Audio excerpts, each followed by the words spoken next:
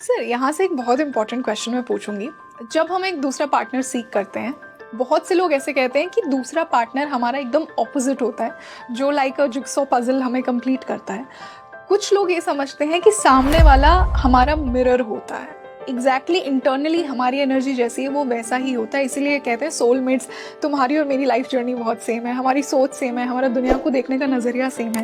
तो एग्जैक्टली क्या होता है? क्या वो हमारा ऑपोजिट होता है या वो हमारा मिरर होता है? डिपेंड करता है आप किस चीज़ को इनवाइट करते हो, है ना। ओके। डिपेंड करता है आप किसको इनवाइट करते हो। जरूरी नहीं कि हमेशा आपकी सेम नेचर वाला भी हो, ऑपोजिट नेचर वाले लोग भी आपको पसंद आ सकते हैं।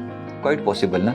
किसी किसी के साथ एक सोल फ्रेमिंग होती है हमारी, मतलब सोल फैमिलियरिटी जिसको आप वर्ड यूज कह रहे हो उसको उसमें सोल फ्रेमिंग बोलते हैं। तो साइकोलॉजी में जो सोल फ्रेमिंग का मतलब है कि मेरी सोल और उनकी सोल के साथ कितनी मैचिंग है।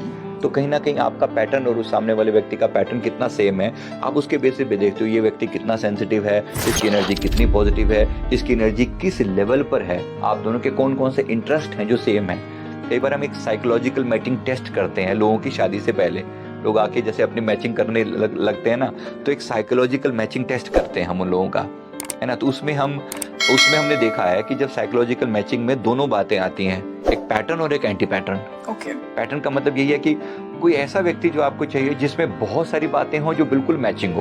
ओके। और अगर मैचिंग सारी बातें, मान लो एक एक एक एक एक फीमेल जो है एक ऐसे मेल की तरफ उसका ध्यान जाता है, अगर सपोज दोनों ही फेमिनिन कैरेक्टरिस्टिक जैसे हों, और मेल होते हुए उसमें फेमिनिन कैरेक्टर, वो भी ऐसे शर्माए, तो सोचो अब लेडीज के लिए स्वाभाविक है ना, लेकिन जेंट्स के लिए स्वाभाविक नहीं है वो।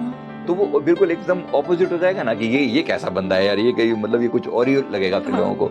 ऐसा ना करके अगर इसको पॉजिटिव सेंस में लिया जाए कि भाई आपके अंदर कुछ कैरेक्टरिस्टिक्स हैं जो बहुत ज्यादा सिमिलर हैं और कुछ बिल्कुल एंटी भी हैं। दोनों चीजें जरूरी हैं, ग्रोथ के लिए जरूरी हैं, ग्रोथ के लिए जरूरी हैं। कुछ बातें हैं जो मैच करती हैं, कुछ चीज़ों में बिल्कुल दोनों एक ही चीज़ को पॉइंट करते हो तो वो अच्छा भी है, लेकिन कुछ बातें एंटी होनी भी जरूरी हैं। एंटी चीज़ों को अट्रैक्शन देती है।